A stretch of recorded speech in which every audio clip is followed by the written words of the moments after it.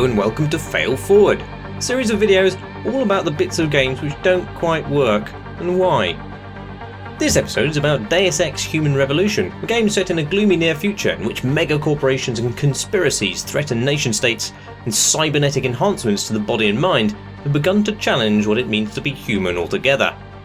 You play as Adam Jensen, the head of security at a major biotech firm who suffers a workplace accident and ends up with rad robot arms with retractable elbow chisels and a pair of sunglasses permanently grafted to his face. He's a bit like Robocop if Robocop was sexier and had an alcohol problem, and voiced by a man so gravelly he makes Timothy Oliphant sound like one of the clangers.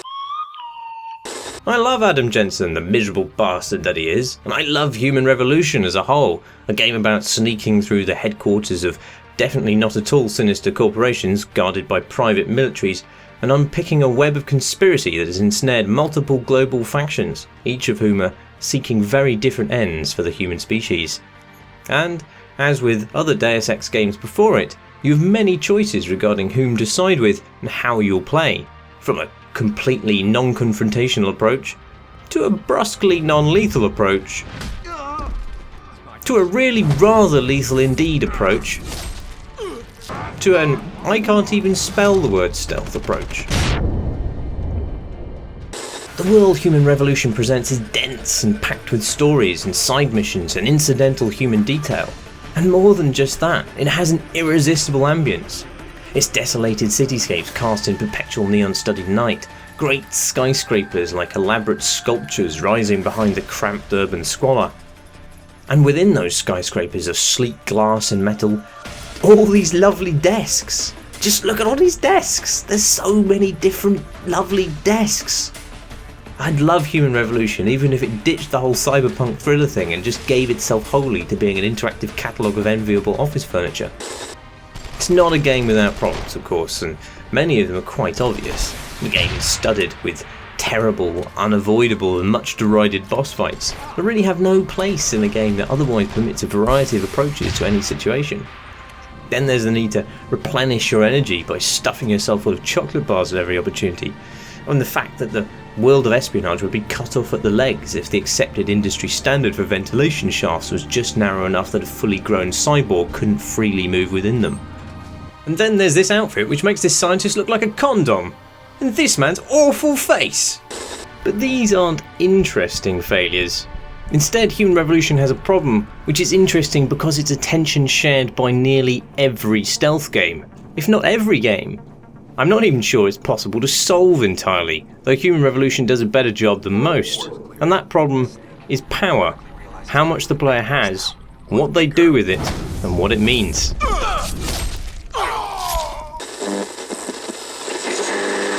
Power is an essential commodity in games. Games are so often about empowerment, not just in the facile sense that they are power fantasies about, say, being a rad robot man with elbow chisels and a cybernetically enhanced beard, but because they are systems of interaction which allow the player control over his character, over other characters, or in manipulating the world.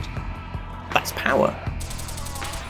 And this is true of any game, even something as lovably innocuous as Peggle, where the player can get better at a thing and then win. Mastery of the game itself is a form of power.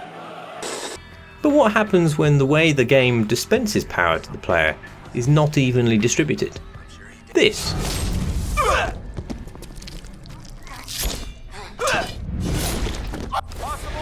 By which I mean Human Revolution, nominally a stealth game, which encompasses a wide spectrum of moral possibilities, encourages you to kill. Not because the game provides you any narrative incentive to do so, often the opposite in fact, but because its robust combat systems offer you a way of engaging with and mastering the game at a mechanical level that is just far richer than the stealthy, subtle alternatives.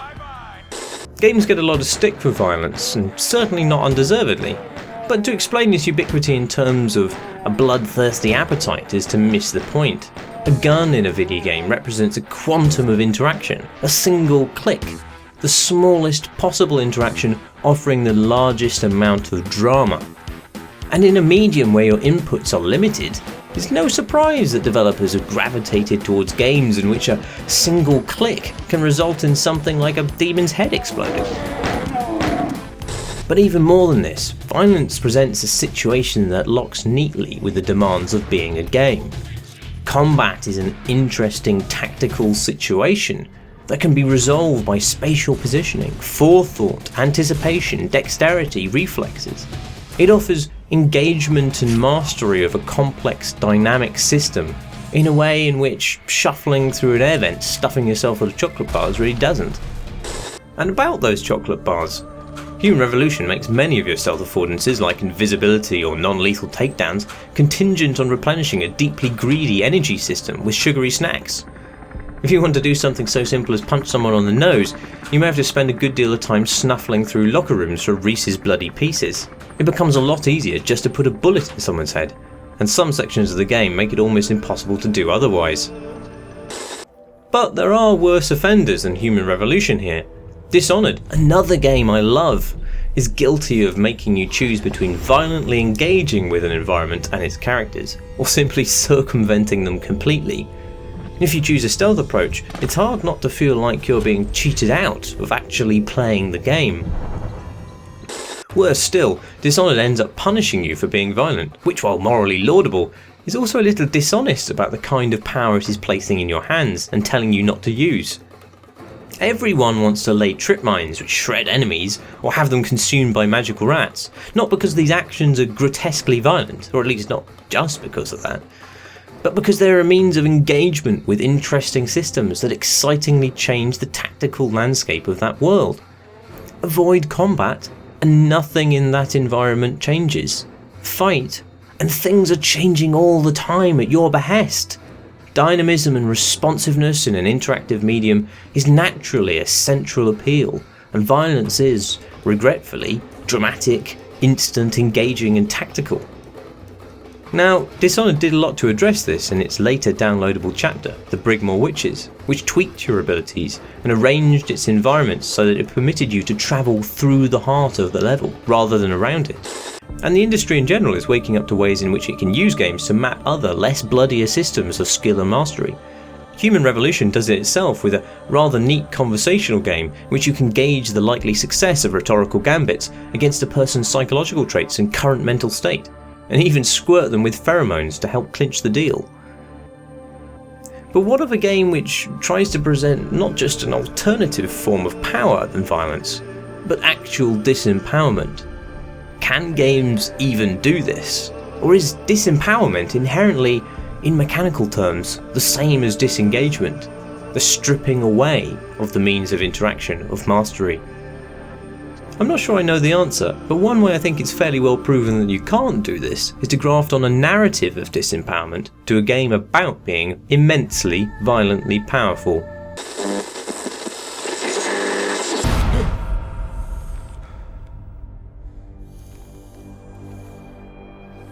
I never asked for this.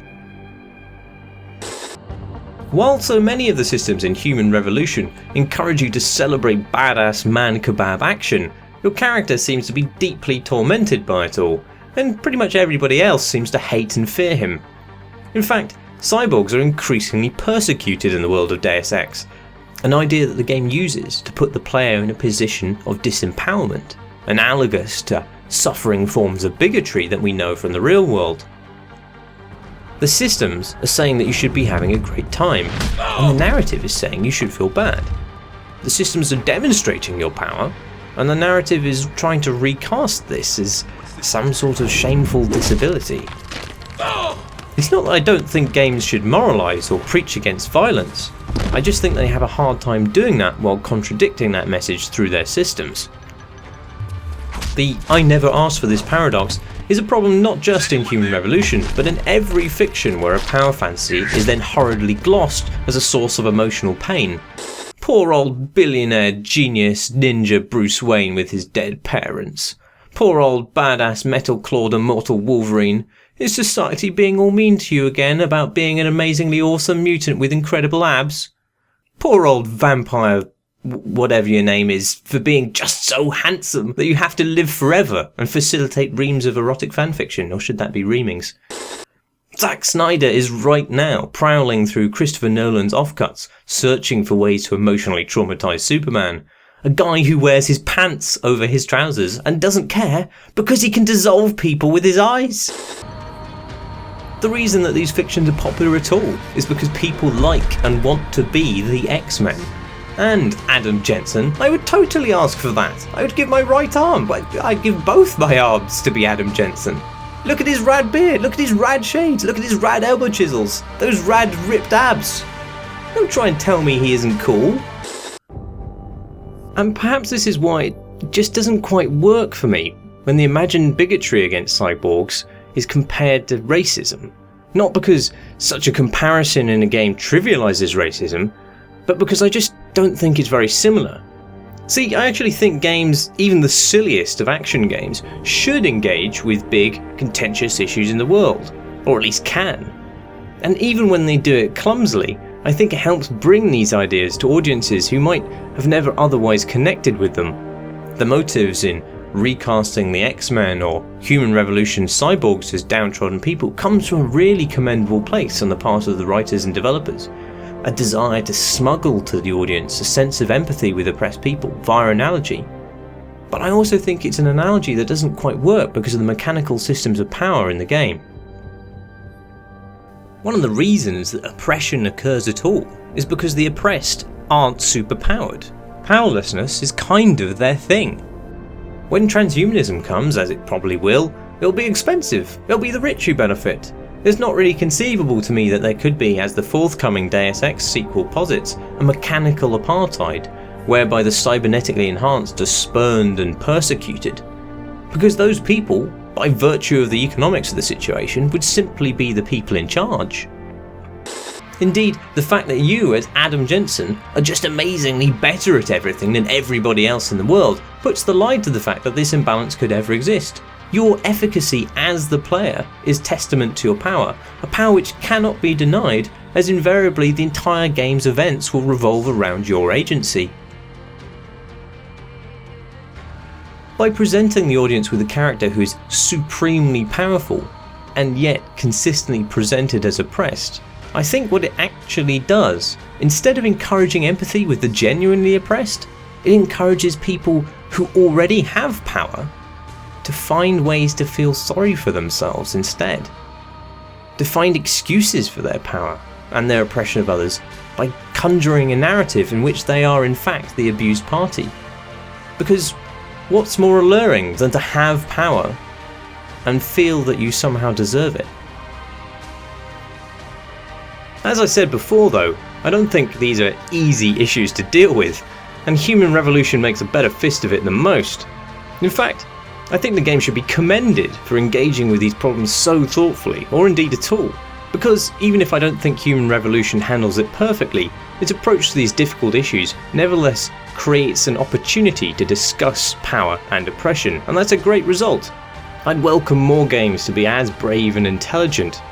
In fact, of the games I'm most looking forward to in the coming years, its sequel, Deus Ex Mankind Divided, is very near the top.